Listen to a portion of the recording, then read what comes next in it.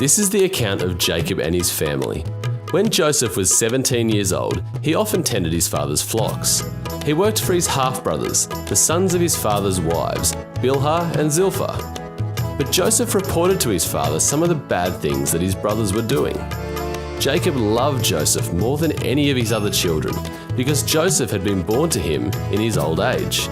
So one day, Jacob had a special gift made for Joseph, a beautiful robe. But his brothers hated Joseph because their father loved him more than the rest of them. They couldn't say a kind word to him. One night, Joseph had a dream, and when he told his brothers about it, they hated him more than ever. "Listen to this dream," he said. "We were out in the field tying up bundles of grain. Suddenly, my bundle stood up, and all your bundles gathered around and bowed low before mine." His brothers responded, "So you think you'll be our king, do you? Do you actually think you will reign over us?" And they hated him all the more because of his dreams and the way he talked about them. Soon, Joseph had another dream, and again he told his brothers about it. "Listen, I've had another dream," he said. "The sun, moon, and 11 stars bowed low before me." This time, he told the dream to his father as well as to his brothers. But his father scolded him. "What kind of a dream is that?" he asked. "Will your mother and I and your brothers actually come and bow to the ground before you?"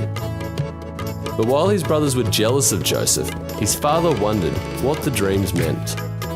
Soon after this, Joseph's brothers went to pasture their father's flocks at Shechem. When they had been gone for some time, Jacob said to Joseph, "Your brothers are pasturing the sheep at Shechem. Get ready and I'll send you to them." "I'm ready to go," Joseph replied. "Go and see how your brothers and the flocks are getting along," Jacob said.